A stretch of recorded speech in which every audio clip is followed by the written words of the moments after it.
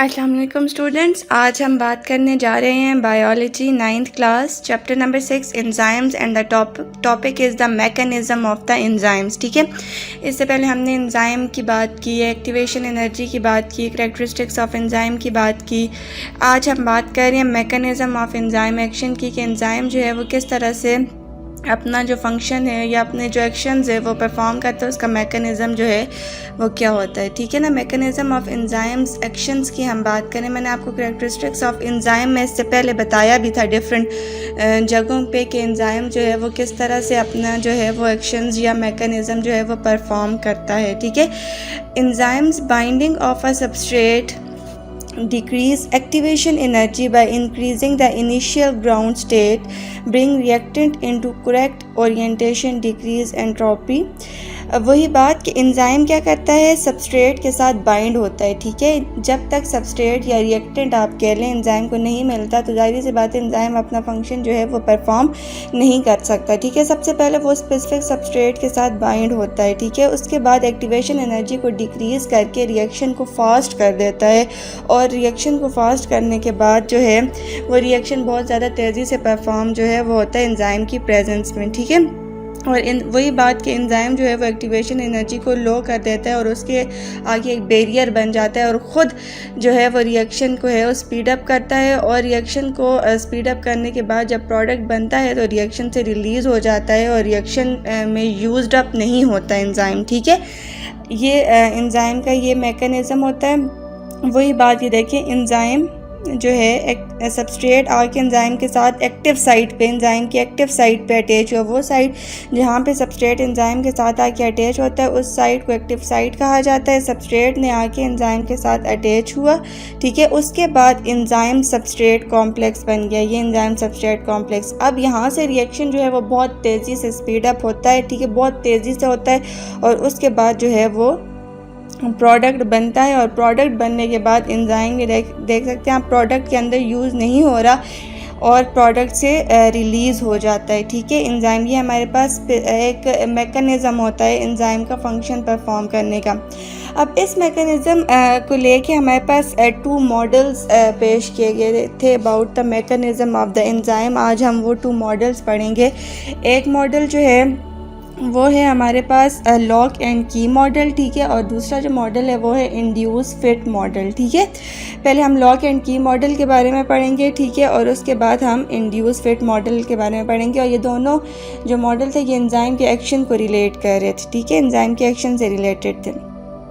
The lock and key theory of the enzyme action was first proposed in 1894 by Hermann Fischer, a German chemist। ठीक है, Harman Fisher ने इसे propose किया था जो कि जर्मन केमिस्ट थे। ठीक है, फर्स्ट टाइम उन्होंने जो है इसे प्रपोज किया था लॉक एंड की मॉडल ऑफ द एंजाइम को। और उन्होंने इस मॉडल में कहा क्या था। ठीक है, एंजाइम वही बात के लॉक एंड की मॉडल में उन्होंने कहा था an enzyme binds a substrate in a reason called active site. Enzyme substrate के साथ बाइंड हो जाता है उस रीजन पे जिस रीजन को एक्टिव साइट कहा जाता है। ठीक है, only certain substrate can fit the active site. अब ये नहीं है कि सारे के सारे सबस्ट्रेट, उन्होंने ऐसे कहा था। ठीक है, हरमन फिशर ने कहा था कि ऐसा नहीं है कि सब के सब सबस्ट्रेट आके एंजाइम के साथ आके अटैच हो सकते हैं। ठीक है, वो सबस्ट्रेट जिनकी शेप एंजाइम की एक्टिव साइट से मैच करती है वही सबस्ट्रेट जो हैं वो आके एंजाइम के साथ अटैच होते हैं। Amino acid R group in active site help substrate bind. Amino acid R group जो है वो इनकी मदद करता है बाइंड होने में और एंजाइम सबस्ट्रेट कॉम्प्लेक्स बना देता है। अब substrate react to form the product and product is release. ठीक है, वही बात इन्होंने ये कहा था कि अब देखें जो सबस्ट्रेट और एंजाइम होता है उसकी जो उनकी ये जो एक्टिव साइट होती है उनकी जो शेप्स होती हैं आपस में इस तरह से फिक्स, जैसे अक्सर आपने ब्लॉक्स देखे हैं बच्चों के। अब वो जो ब्लॉक्स बनते हैं तो उनकी शेप्स इस तरह से होती हैं, वो एक दूसरे पे फिक्स होती हैं जैसे उनकी शेप्स बनी हुई होती हैं। उन्होंने इसी तरह से बात की कि जिस तरह से एंजाइम जो है अब उनकी जो शेप होती है वो आपस में इस तरह से मैच होती है, तो वही स्पेसिफिक सबस्ट्रेट आके एंजाइम के साथ आके अटैच होता है। एंजाइम को अपनी जो है वो शेप चेंज नहीं करनी पड़ती सबस्ट्रेट के लिए। बाय नेचर एंजाइम की जो सबस्ट्रेट होती है वैसी होती है, और एक स्पेसिफिक एंजाइम ही सबस्ट्रेट ही आके एंजाइम के साथ जो है वो अटैच होता है। ये देखें अब यहाँ पे ये हमारे पास सबस्ट्रेट है और ये एंजाइम है, ठीक है। अब एंजाइम जो है उसकी जिस तरह शेप है, सबस्ट्रेट उसी तरह की उसकी एक्टिव साइट है और वो उसके साथ आके फिक्स हो गए। अब कोई और सबस्ट्रेट, अगर फॉर एग्जांपल कोई और सबस्ट्रेट हो और उसकी शेप इस तरह की ना हो, और वो कभी भी आके अटैच नहीं हो सकता और एंजाइम सबस्ट्रेट कॉम्प्लेक्स नहीं बना सकता, ठीक है। इन्होंने कहा था कि जिस तरह से अब ये यहाँ पे देखें एक्टिव साइट की जो शेप है ना, 3 कॉर्नर्स बने हैं, तो उसके भी 3 कॉर्नर्स बने हुए हैं, तो इस तरह से वाकई अटैच हो गया, ठीक है। लॉक एंड की मॉडल हमारे पास ये था। उन्होंने हाइपोथेसिस दी थी कि जो एंजाइम या सबस्ट्रेट है उसे अपनी शक्ल जो है वो चेंज करने की ज़रूरत नहीं पड़ती। जैसे एक लॉक एंड की का मतलब ये है कि जैसे एक ताला होता है उसके लिए एक स्पेसिफिक जो है चाबी होती है। अब हर चाबी से तो हर ताला नहीं खुलता ना, तो जो स्पेसिफिक उसकी की होती है उसी से वो ताला खुलता है, ठीक है।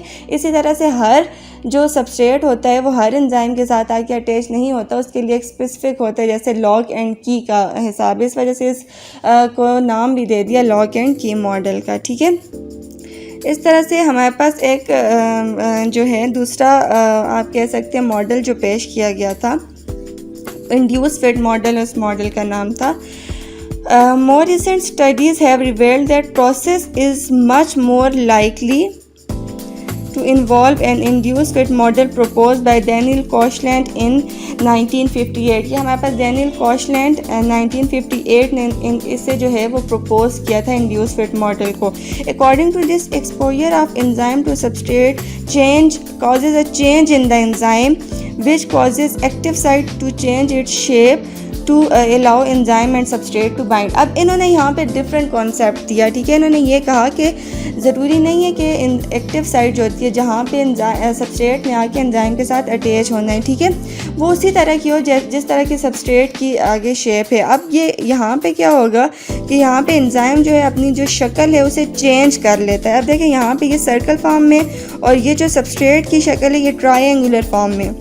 इन्होंने ये कहा कि जब जैसे ही सबस्ट्रेट ने आके अटैच होने, पहले अटैच हुआ सही तरीके से फिक्स नहीं हुआ, फिर एंजाइम ने अपनी जो है वो शक्ल चेंज की, ठीक है, और उससे जो है एक्टिव साइट की, उसकी एक्टिव साइट की जो स्ट्रक्चर है या शेप है उसे चेंज किया और वो फिक्स हो गया आके। वो ख़ुद अपनी जो शेप है उसे चेंज करके अकॉर्डिंग टू द सबस्ट्रेट, ताकि सबस्ट्रेट ठीक तरीके से आके जो है वो एंजाइम के साथ बाइंड हो जाए और एंजाइम सबस्ट्रेट कॉम्प्लेक्स बन जाए। इस तरह से अपने आप को शक्ल चेंज कर लेता है। यानी उन्होंने ये कहा, आप ये कह सकते हैं कि जो ताला है ना, फॉर एग्ज़ाम्पल आप ये कह सकते हैं वो अपनी शक्ल जो है वो ख़ुद चेंज कर लेता है। जैसी की उसके अंदर जाती है तो वो उसके मुताबिक जो है ओपन होने के लिए तैयार हो जाता है, जो कि लॉक एंड की से डिफरेंट था, ठीक है। इस तरह से 2 मॉडल जो हैं वो पेश किए गए और अभी तक इन 2 मॉडल्स में से वेरिफिकेशन का नहीं पता चल सका। हिस्ट्री को अगर उठा के देखा जाए कि कौन सा जो मॉडल है वो ठीक है, ठीक है। तो इस वजह से मैकेनिज़्म ऑफ एंजाइम एक्शन को अगर हम ले लें तो हमारे पास 2 मॉडल्स की बात आती है। एक लॉक एंड की मॉडल जिसमें उन्होंने कहा था कि शेप चेंज नहीं करता, शेप जो है वो वैसी ही होती है और हर जो है सबस्ट्रेट एंजाइम के साथ आके अटैच नहीं होता, ठीक है। और इसी तरह इंड्यूस फिट मॉडल ने कहा था कि वो खुद अपनी shape according to substrate change कर लेता है। आज हमने मैकेनिज़्म ऑफ एंजाइम एक्शन पढ़ा और उसमें हमने 2 मॉडल्स के बारे में पढ़ा। Thank you.